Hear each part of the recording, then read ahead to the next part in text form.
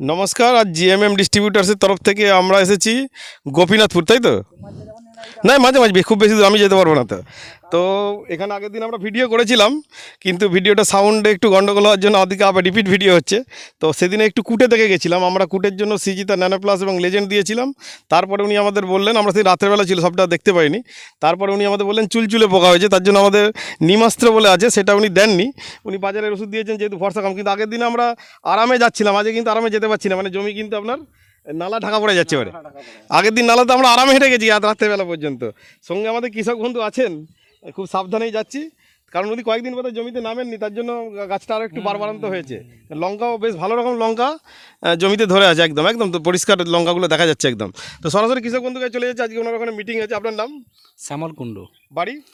বাড়ি আলগুটিনা, আর আমাদের কতুলপুর ব্লক আর বাঁকুড়া জেলা। বাঁকুড়া জেলা। আপনি লঙ্কা চাষ প্রথমবারে জ্যাকপট দিয়ে করছেন, হ্যাঁ, তো কী রেজাল্ট পাচ্ছেন?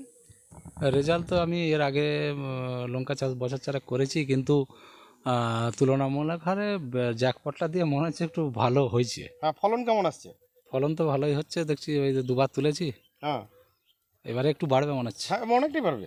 মাঝে গ্যাপটা গেছে, এবার গাছটাও তো বেড়েছে, গাছের ডালটাও তো অনেকটা ছাপিয়েছে, গাছের ডাল বাড়লেই তো ফলন বাড়বে। গাছের ডালবালি ফলন বাড়বে স্বাভাবিক, ফলন ডাল তো অনেকটা বেড়েছে, কারণ আগের বারে আপনার নালাগুলো পরিষ্কার গ্যাপ বোঝা যাচ্ছিল, এবারে তো নালা সব বুঝে গেছে, টোটাল যে নালাগুলো আপনার একদম পরিষ্কার বুঝে গেছে।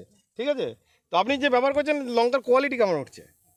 লঙ্কার কোয়ালিটি বলতে লঙ্কার কোয়ালিটি আগে যেমন বাঁকবুক একটু আধটু হতো সেটা হয় না, হুম। আর কালারটিও খুব ভালো হচ্ছে। রাসায়নিক সার কম লেগেছে না বেশি লেগেছে? রাসায়নিক তো কমই দিলাম এবারে জৈব দেওয়ার জন্যে। তাতে কি ফলন কম হয়েছে?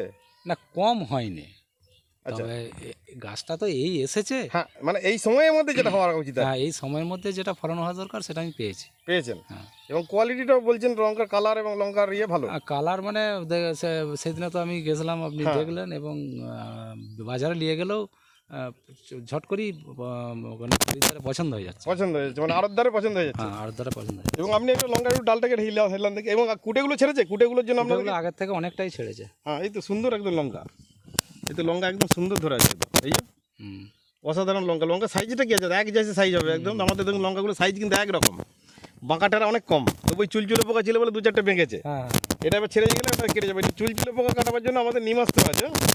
তো অসাধারণ, সত্যি করতে বলতে আমারও ভালো লাগছে, কারণ লঙ্কা চাষ আমরা অনেক জায়গায় করিয়েছি।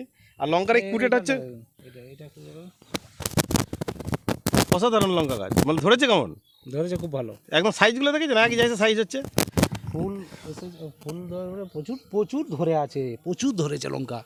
মানে এই আমি এই বছর চারেক আগে করছিলাম, এত ফুল জালি, তার সাথে মানে এই যে মানে ছোট বড় একদম সামঞ্জস্যভাবে লঙ্কা আছে যে